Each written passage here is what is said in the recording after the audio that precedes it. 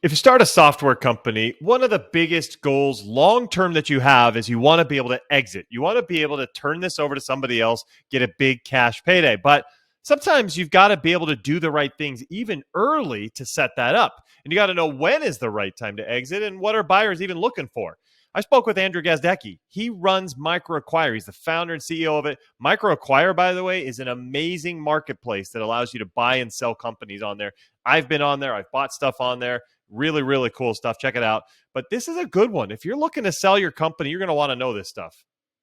Welcome to SaaS-Story in the Making, the podcast that features the people who made the software world what it is today and the leaders who are shaping the future of technology. Here's your host, Matt Wolach. And welcome to SaaS-Story in the Making. Super happy to have you here. My name is Matt Wolach. I am your host for today and every day that we have this show. In fact, and as you know, I help software founders accelerate and grow their businesses, helping them close more deals and understanding how to set a process that leads to more closed deals. And we're talking about a different type of a closed deal in today's session. Once you've gotten your business to a point where you've done that and you've grown your revenue, you may want to sell it. And so today with me, I have Andrew Gazdecki from MicroAcquire. Andrew, how you doing? Doing good, Matt. That's one hell of an intro. I dig it. I love the energy. Glad to be here. Good. Thank you. I just popped a few Red Bulls right before. No, just kidding. Let me tell everybody who you are, Andrew, so they know you. Andrew, he's the CEO at MicroAcquire. I am sure you've heard about this thing, and if you haven't, definitely go check it out. MicroAcquire helps startups get acquired. They connect buyers and sellers, starting the right conversations that lead to an acquisition. It's something that I've used myself. I have bought a company through MicroAcquire. It's super, super awesome, fantastic. So whether you are buying or selling, it is a great resource. He's also an entrepreneur in residence at 500 Startups and formerly the CRO at Spiff Inc. So I'm really excited to chat with him today. Andrew, once again, thanks for coming on the show. Yeah, my pleasure. There's two more at the bottom if you keep scrolling on LinkedIn. My stint at Spiff was 10 months. And then before that, and happy to chat about this if you'd like, but started two companies before Spiff. One was called Altcoin. It was a crypto company acquired by B&K to the Future. And then I started a company called Business Apps in college, which I ran for about 8 years as CEO. And then that was acquired by a private equity firm when I was 29. Very cool. Yeah, I love all that experience and all the. I'm sure that all those experiences and the history that you have all kind of led you to where you are now. Have you taken from each of those and applied it to what you're doing today? Absolutely. Like Business Apps was a huge success and shit show at the same time, if you will. And what I mean by that is it was. Just to get background on the business, it was like a drag and drop mobile app builder. I had a job board before that would connect mobile developers with businesses, and I kept seeing the same job posting over and over. And so I said, and they were paying like $50,000 to $100,000 for this like similar app, like loyalty program. Anyways, sold the job board, and I thought, why don't I just build it like a template, and I'll have like a small agency. My whole goal was to just not get a job in college. I went to college with the notion of I have 4 years to figure something out. So I'd start a new company every year. That was one of them. Sold that for, I think like 50K, but it felt like a trillion, billion, million, jillion dollars.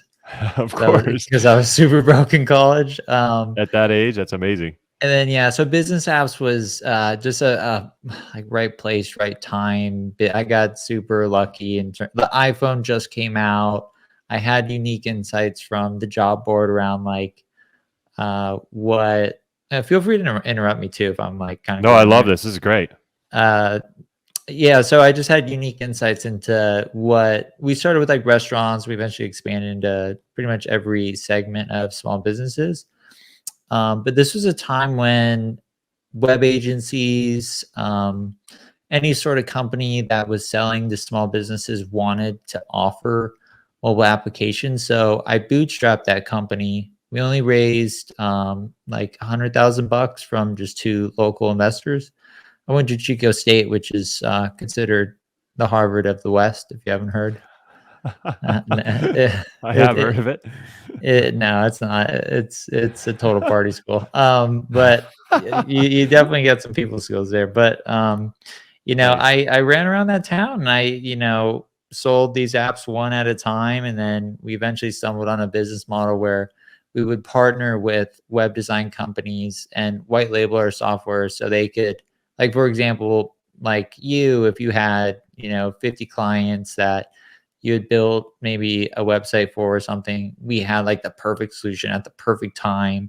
So for like the first 2 years, we were like the only shop in town. It felt like we wouldn't even answer the phone unless people were ready. It was I wrote a book called Getting Acquired around it, if anyone wants to hear more about that story. But yeah, that was a hell of a roller coaster to be on.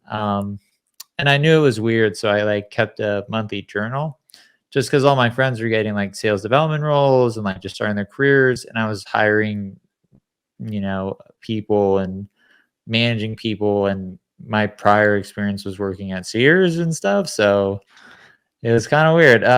But it all worked out, and had a successful exit at that one, and then immediately rolled into during due diligence of that business. And reason I sold was 8 years in a startup. Every year in a startup I feel is like dog years. So 8 times 7, we'll just round that up to 100 years. It's a lot. I totally agree.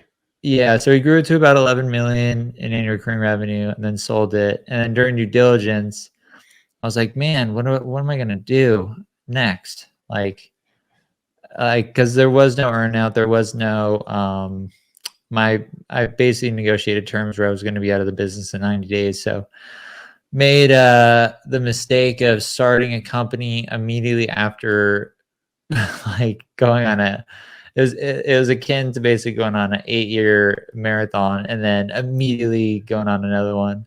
Or like a rebound after a long relationship.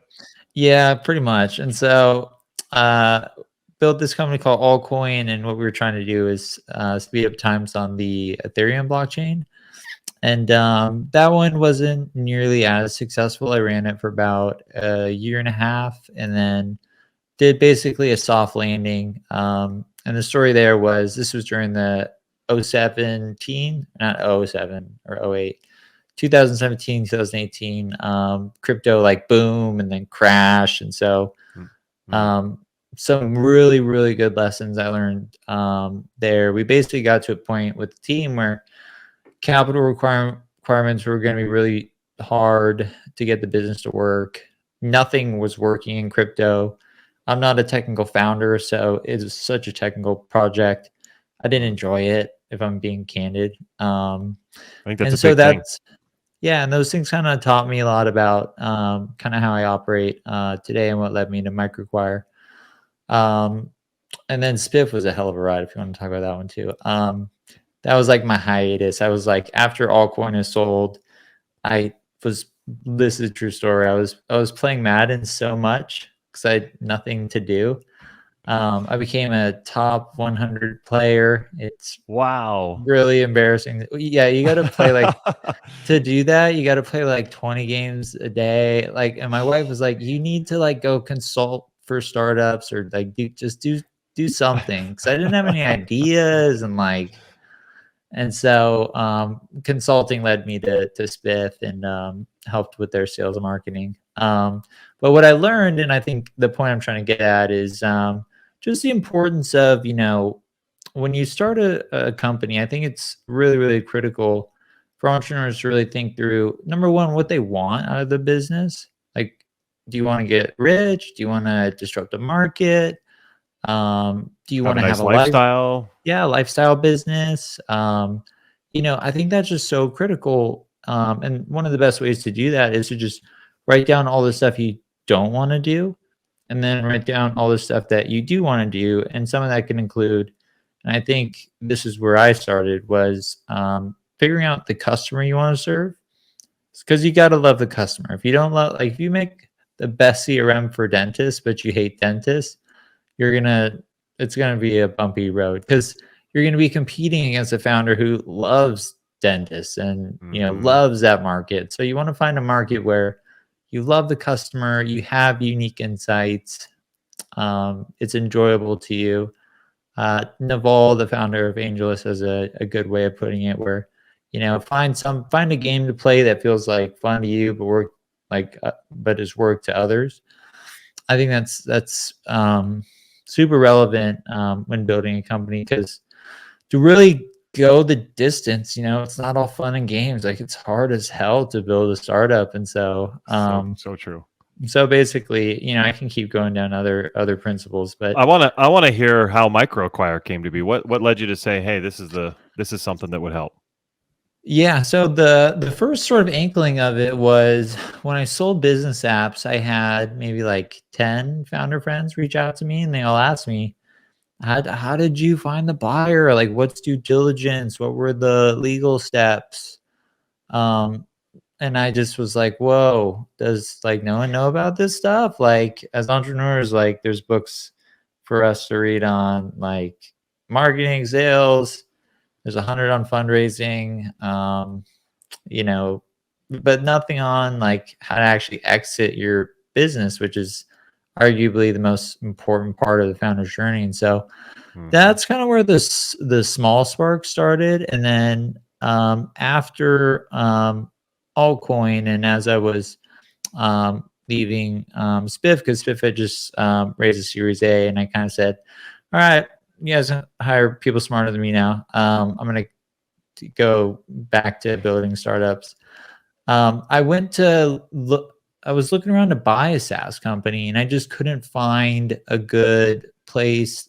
The other areas in the market that I was looking felt scammy, just low quality. And then I found out about business brokers, which I was not aware of. I was only aware of investment bankers, which, for people who aren't familiar, are people that help you sell your business. And business brokers will charge up to 10 to 15% to sell a small startup. So investment bankers typically want to work with businesses with, say, 50 million and above in enterprise value. That's not always the case, but generally, investment bankers want to work on bigger deals because it's generally, a similar amount of work. And business brokers, so investment bankers typically won't take on smaller businesses with, say, less than 20 million, 10 million in enterprise value, especially like sub 5 million. So you work with these business brokers who basically, charge a huge fee, don't really add too much value in most cases. There are a lot of good business brokers, but in my opinion, there's more bad ones than good ones. And so I saw this market where, if there's a middleman, let's take them out, and then let's have buyers and sellers communicate directly. And so that was kind of the idea of me. It was basically me scratching my own itch of, let's build a marketplace specifically for SaaS companies. Let's have no middlemen. Let's have it private. Let's put trust and security at like a core principle. Let's vet every listing so we know that it's legit. So in MicroAcquire, you can connect, financial metrics, even expenses. So you can get like a sort of a P&L view.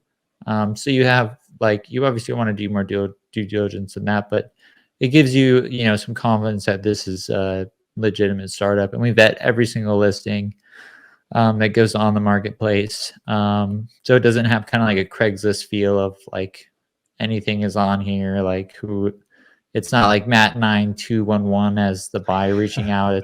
It's you. We need your LinkedIn profile. We verify your ID. I remember that. I was impressed. I'm like, okay, so they're getting legit people, because I had to connect all my stuff as a buyer. Yeah. So I think that's just important. And so I kind of just thought, all right, this is a large opportunity, because the only option for smaller startups to sell is with, limited options at a high price point. There's no innovation seen in this space in the past decade. And so with those two things combined, I just thought, and then the third one was just a thesis around, The startups essentially, in my opinion, have been democratized, and the ability to create a SaaS company and grow it to 500K, 1 million, 2 million. I thought that was going to be a trend, and that I should note the fourth one was I thought um, entrepreneurship through acquisition was going to be a trend, where there was just more people like me that was just like, okay, maybe I've had an exit and I don't want to eat glass for 2 years again, just, so to speak. Think of an idea, claw and scratch for your first customers, iterate. It's a really fun phase. But if you can just skip it and then focus on what you're really good at, which is, maybe scaling a business, buying a company might be a good option for you. And so, kind of a That's where really, I was. really, yeah, kind of a really long-winded answer to your question, but just built a marketplace that I wanted. I just wanted to help entrepreneurs that have these really great businesses, but not too many options in terms of how to sell them. And so, yeah, that's kind of how it started. I love it. I think it's a great marketplace. I've been in there quite a bit, and I'm a successful user. But let me ask you. So, if you're a founder, and we have a lot of founders who listen to the show. If you're a founder, when do you feel like it's the right time to sell? Have you talked with people and gotten a feel for when it's the right time to get out? Yeah, part of that question is, there can be so many layers to that onion. For me, for business apps, I was just exhausted and then had a good offer on the table that made sense to take. So sometimes you get in those situations where you built a good business and you'd like to move on. Because if you're in tech, you're not going to hand your company down to your children or anything like that. Like, you're going to get disrupted like 8 times over. Software companies have sort of a shelf life, if you will.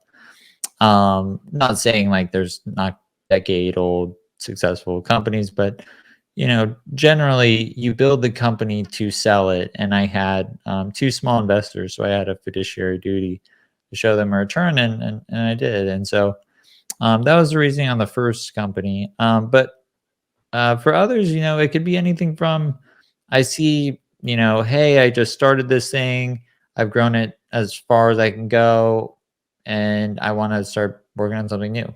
I see that a lot. I see a lot of people who are just kind of creators, and they like building and that whole process of coming up with something. In fact, the guy I bought it from, that's what he is. He just likes building new apps, getting them up and going, and then doing something different. That's so cool. I didn't even know you acquired something. See, we're not involved in the sales. So sometimes I hear about deals closing on Twitter or LinkedIn, which I think is rad. But yeah, like there's builders and there's scalers. Some people just love building and that's their core strength, and they understand that. And so they leverage that strength. They, build the company, they find product market fit, and they hand it over to a person that is a scaler and likes to, really build out the company a little bit more. So it's like a win-win on both sides, where the founder gets, one of my favorite stories is, there was a startup called, what was it called? Hello Median. It was basically, think of like Zoom chat. So basically you're on a website, you go on live chat, and you're like, I don't know how this works. You can actually have an agent access your computer and be like, oh, just click this button, and then you're good now on your end. Nice. And this team built this wonderful piece of software and sold it for, let's call it $500,000 on MicroAcquire. And this was in the early days. And this is when I really started feeling, this is something, special. And now that team has gone on to build another company called Workshop, which is basically like a internal like newsletter for companies. Like, hey, we're doing happy hours on Fridays, or hey, make sure to, do this on Thursday, whatever it may be. And they've signed some really big, like 1,000+ person company. So my point is, it allowed them to, sell off an asset that had value quickly to use the capital towards something that they felt was a bigger opportunity.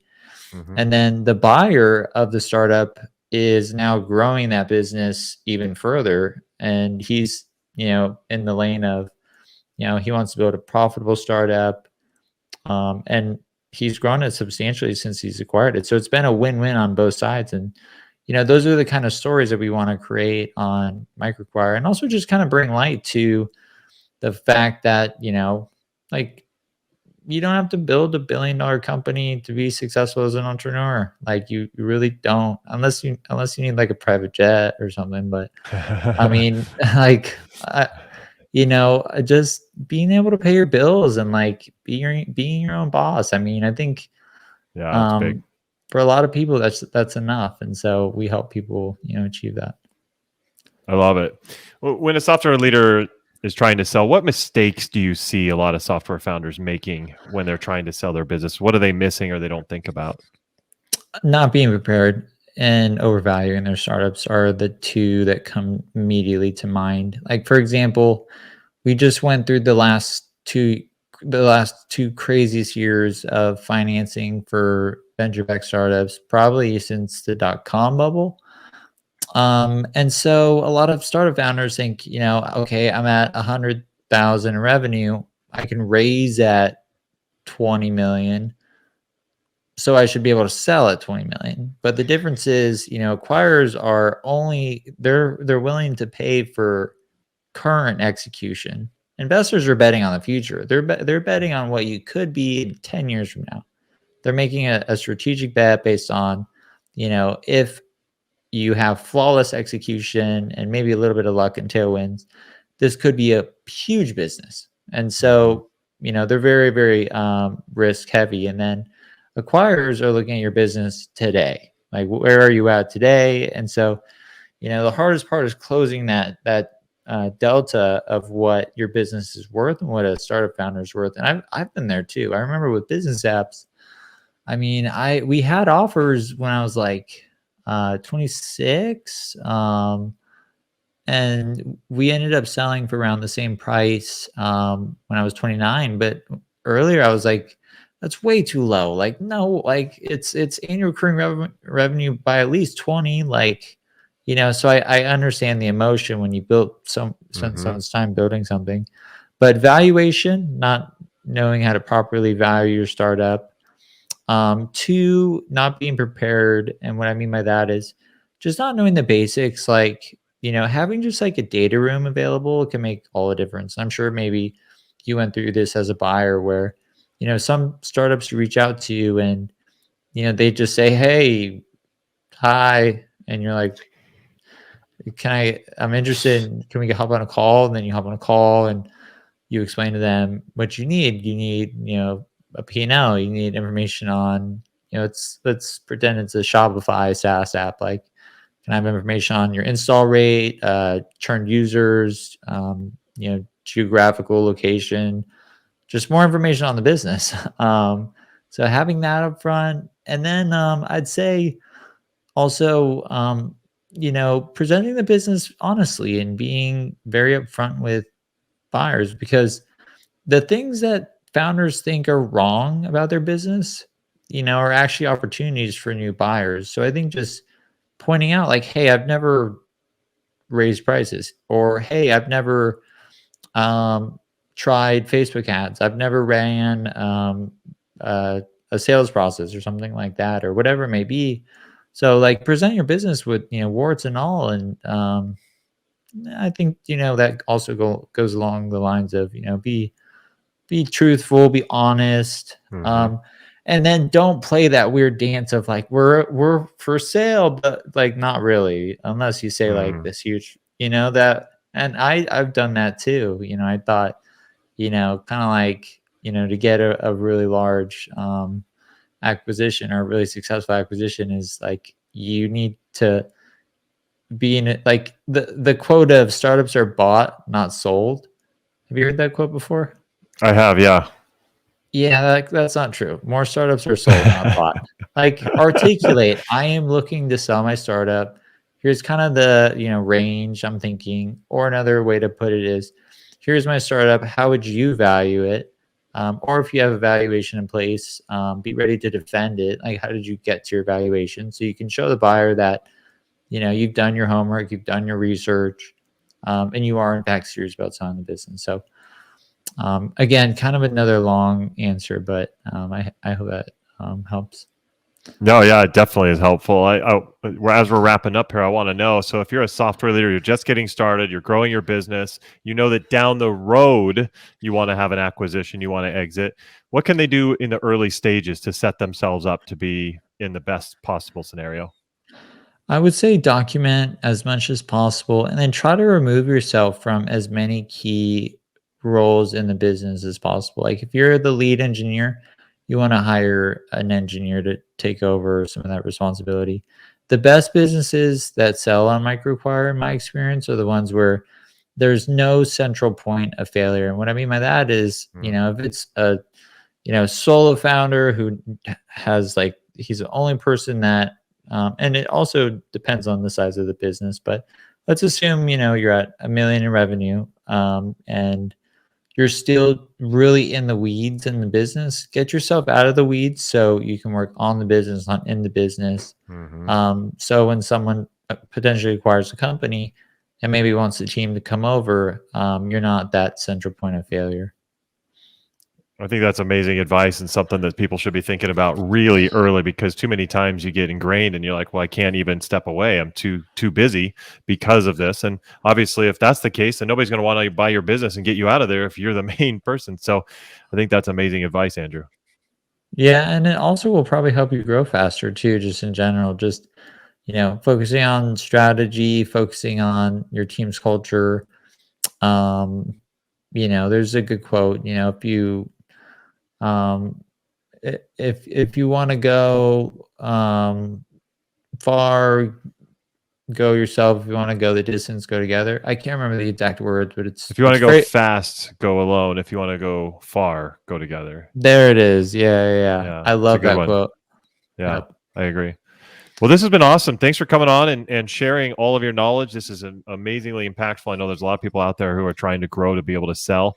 I want to make sure that everybody can get in touch with you and learn more about MicroAcquire. What are the best ways for them to do that? Yeah, I would say just email me directly. I'm kind of an inbox zero weirdo. Like if it hits my inbox, like you'll get an answer. So just Andrew at microacquire.com. And yeah, happy to help with anyone. If you're thinking about selling your business, if you're just a couple questions on how to grow a business, I'm a startup nerd, so feel free to hit me up. Yeah, I'd say he's also a great follow on Twitter as well. So go check him out there. I follow you there. It's good stuff. But Andrew, this has been awesome. Thanks so much for coming on the show. Yeah, thanks for having me, Matt. Absolutely. And everybody out there, thank you very much for coming and watching on YouTube or listening on the podcast network. I hope that you got a lot out of this. If you did, make sure you like and comment and give us a rating. That would be really helpful for us. Also, make sure you're subscribed to the show. We have amazing creators and innovators like Andrew coming up in the next couple of weeks. You do not want to miss any of those. So hit that subscribe button. You'll be all set there. I really appreciate you coming, and we'll see you next time. Take care.